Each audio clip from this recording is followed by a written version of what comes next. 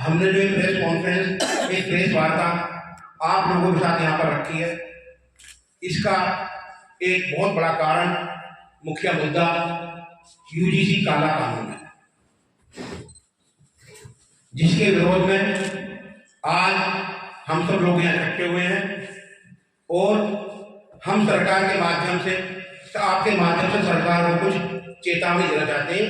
इसीलिए हम लोग चाहते हैं आप हमारी बात को, हमारी पीड़ा को, हमारे दुख को अपने अखबार के माध्यम से, अपनी इलेक्ट्रॉनिक मीडिया के माध्यम से सरकार तक पहुंचाएं।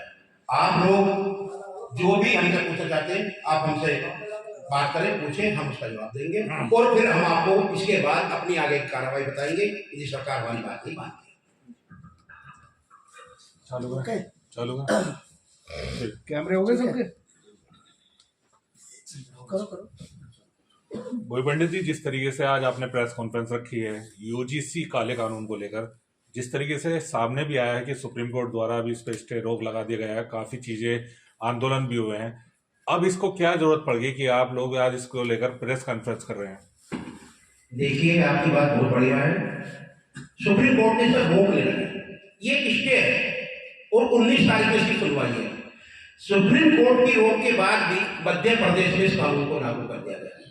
तो हम नहीं चाहते कि ये जो 19 तारीख आ रही है इसमें कोई इस तरह का वो आए, तो हम ये जरूरत इसलिए पड़ी कि 19 तारीख से पहले प्रेस कॉन्फ्रेंस की कि हम अपनी बात को आपके माध्यम से बताते कि सरकार इस चीज को लागू ना करे, अदरवाइज भगवान परशुराम जन कल्याण सेवा समिति पूरे भारत वर्ष में विरोध प्रदर्शन शुरू कर देंगे। हमें इसलिए जरूरत पड़ी कि मध्य प्रदेश में क्या जरूरत पड़ गई थी, जब सुप्रीम कोर्ट में चीज पहुंच गई थी तो लागू कर दी, तो हमें इसलिए यहाँ जरूरत पड़ी कि मध्य प्रदेश जैसी स्थिति उत्तर प्रदेश में लागू ना। यूजीसी कानून को लेकर जिस तरीके से बताया गया कि इससे कोई घबराने की जरूरत नहीं है, इसमें कमेटी भी बनेगी, जांच भी होंगी, सारी बातें यहाँ सामने आएंगी। एक जो बहुत समय पहले से बच्चों को लेकर टॉर्चर हो रहा था विश्वविद्यालय में, चाहे वो किसी भी वर्ग का रहा है, उसको लेकर यूजीसी कानून को बताया गया है, तो इसमें क्या खराबी है जो आपको ये लग रहा है? क्या आपको लगता है कि कानून सही है? जब समानता की बात करते हो तो एक पर्टिकुलर समाज के लिए सम्मान की बात क्यों है, समानता की बात क्यों है? हम लोगों के लिए समानता की बात क्यों नहीं है? ये जो आपने कहा जांच कमेटी बनेगी, तो जांच के बाद ही कोई निर्णय होना चाहिए ना। पुलिस की इन्वॉल्वमेंट जांच के बाद ही होनी चाहिए ना। फर्स्ट एफआईआर के बाद तुरंत पुलिस का निर्णय, क्या ये सही है? आप किसी को अपराधी घोषित होने से पहले ही अपराधी बना दिया आपने।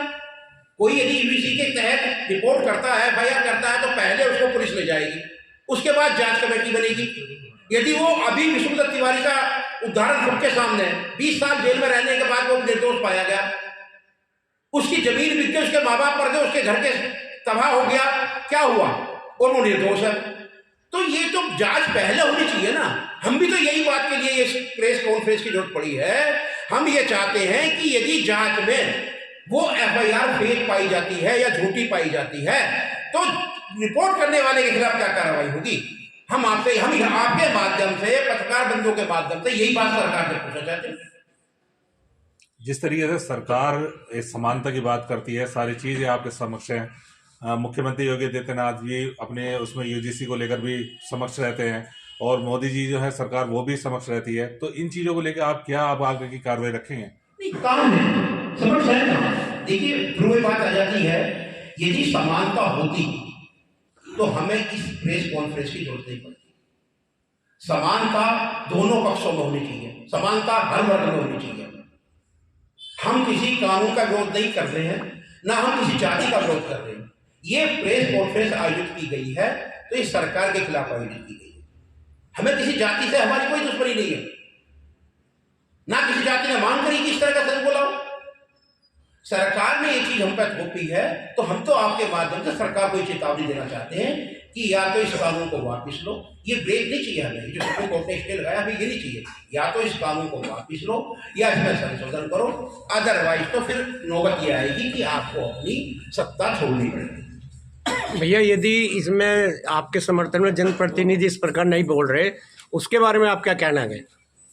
देखिए, मुझे पता नहीं जनप्रतिनिधि क्यों नहीं बोल रहे, जबकि हमारे इस क्षेत्र के विधायक, सांसद, सब लोग सर्व समाज से आते हैं।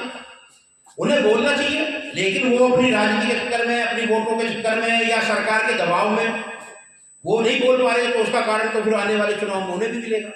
भाई परिणाम तो जो जनता है, वोटर तो वोट देता है, जनप्रतिनिधि चुनाव लड़ता है, लेकिन वोट करने वाला कौन है? वोट करने वाले तो आपके सामने बैठे। तो आने वाले चुनाव में इसका तो खमियाजा भुगतना पड़ेगा, या तो इस कानून को वापस लिया जाएगा या फिर खमियाजा भुगतना पड़ेगा। नहीं, जैसे आप विरोध कर रहे हो, क्या जनप्रतिनिधि का कोई इसमें किसी प्रकार का भी कोई इन्वॉल्व आपको दिखाई दिया?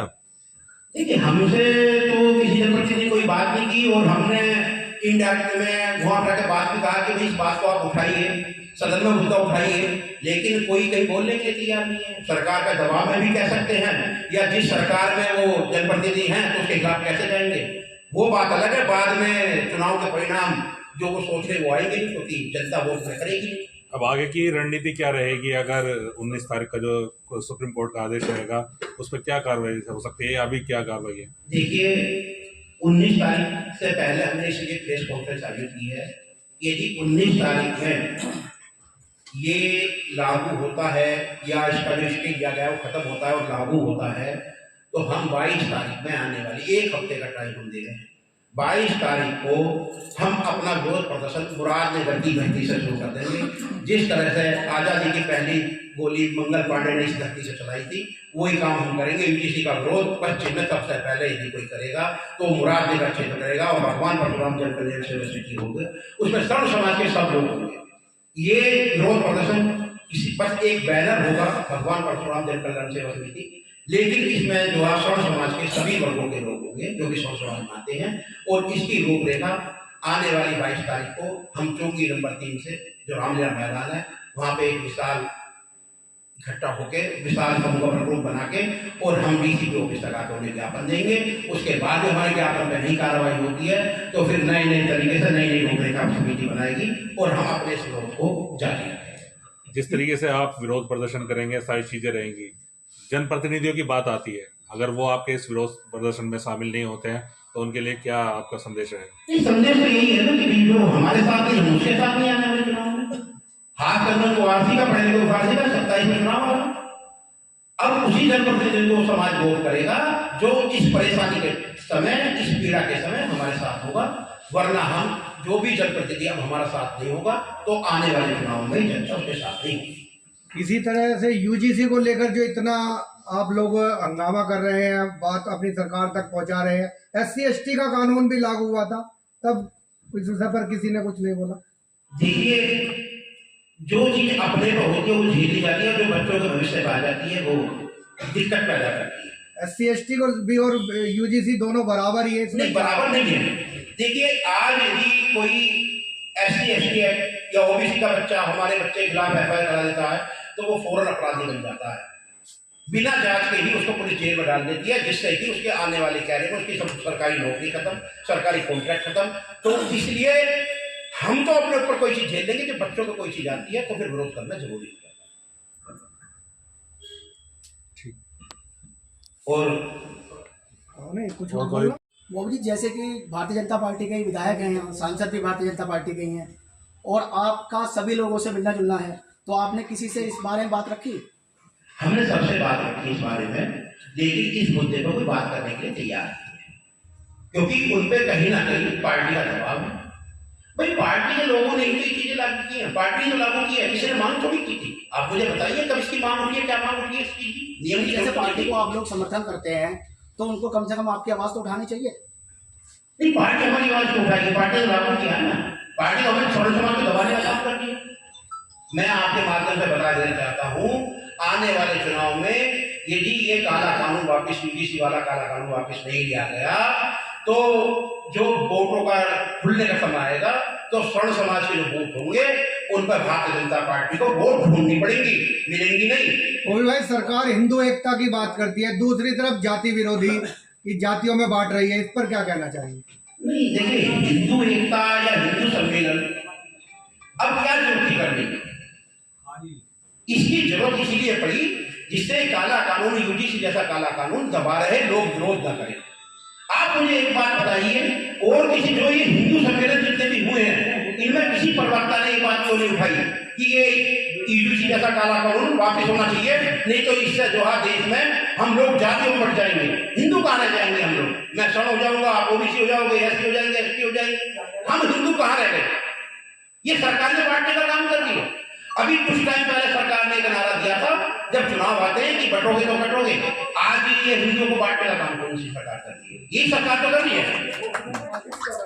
आरक्षण को लेकर क्या कहना चाहेंगे? उसमें भी बच्चों के, हमारे फंड के बच्चों के लिए आरक्षण के लिए क्या कहना चाहेंगे? देखिए, आरक्षण के ऊपर कहना क्या है, सबको पता है कि ये कभी आज नीति जो इसकी जारी हुई है कट ऑफ पीजी की, उसमें -40% तक का जो है डॉक्टर बन गए। अभी पानीपत में एक विद्यालय में 800 में 4 नंबर लेके वो पीजी के वो पास किया, डॉक्टर लेंगे जो 800 में से 4 नंबर लेकर आएगा, क्या वो इलाज कर पाएगा बच्चा? 10 साल के लिए क्या अगर लागू किया था, आज 70 साल होने जा रहे हैं। नहीं तो अभी हो सकता है जो सरकार आने में लगता है कि अभी वो जिस समाज के राष्ट्र लागू किया था वो भी स्थिति में नहीं आया है। जब तक ये कहकर लागू किया था कि अभी संसाधन के अभाव में हमें जरूरत है आरक्षण की, जब संसाधन सही हो जाएंगे, सब समानता में आ जाएंगे तो आरक्षण खत्म हो जाएगा। लेकिन उन्हें लिख नहीं लगता होगा कि अब सब बराबर में, इसलिए आरक्षण नहीं हुआ। फिर समानता की बात कहाँ हुई? तो समानता की बात तो वही लोग तो कहते हैं, हम तो खुद ही कह रहे हैं ना, समानता तो दोनों पक्षों में होनी चाहिए ना, एक पक्ष में तो। बोल भाई, आप बीजेपी के खिलाफ वोट देंगे जी, बीजेपी लागू वोट दिया, राष्ट्रीय लोकदल बीजेपी के सहयोग दे रहे हैं, उसके जब बातें किससे? देखिए, मेरी बात जो ही सत्ता में जो होता है, अध्यक्ष जी आप जानते हैं, सवाल जवाब उसी से होते हैं। नहीं, लोकदल में सहयोग दे रहे हैं। हाँ नहीं, मैं हमारा उनसे क्या मतलब है? सत्ता में शामिल है, अभी सत्ता में शामिल है, लेकिन सत्ता में जो मुख्य बिंदु है उनका सहयोग है। नहीं, राय कौन किसका दे रहा है? मुझे नहीं लगता कि उनसे किसी सजेशन लिए गए हो। नहीं, एनडीए में सहयोग सभी लेते हैं। देखिए, जिसने भी किया है तो हम सब भुगतेंगे ना सर। यदि कोई एक गलती करता है घर का, तो उसकी सजा पूरे घर को ही भुगतनी पड़ती है। तो ये तो जब जो हमारे खिलाफ जो भी ये चीजें आएंगी, तो उसमें जहाँ पे किसी भी सहयोगी दल का होगा तो उसे ही हार का सामना करना पड़ेगा। ये मेरा आपसे वादा है, मेरा दावा है।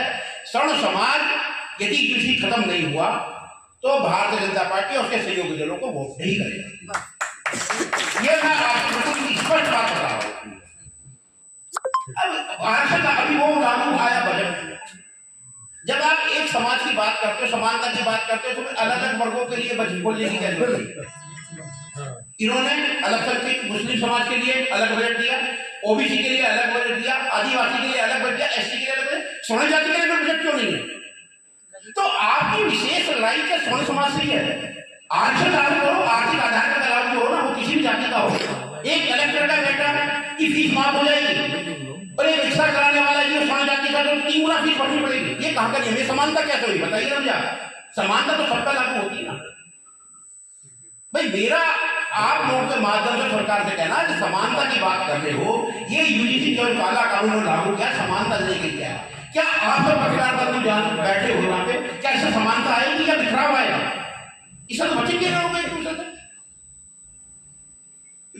तो मेरा तो आप लोगों के माध्यम से यह है कि आप चेतावनी दे दीजिएगा, सरकार को भी दे दीजिएगा, हमारे माध्यम आपके माध्यम से, हमारी तरफ से, और अधिकारियों को दे दीजिएगा कि 22 तारीख तक यदि ये वापसी नहीं हुआ तो 22 तारीख को मुरादनगर क्षेत्र से काला कानून का विरोध शुरू होगा, जो फिर पूरे धीरे धीरे पूरे भारत में फैल जाएगा।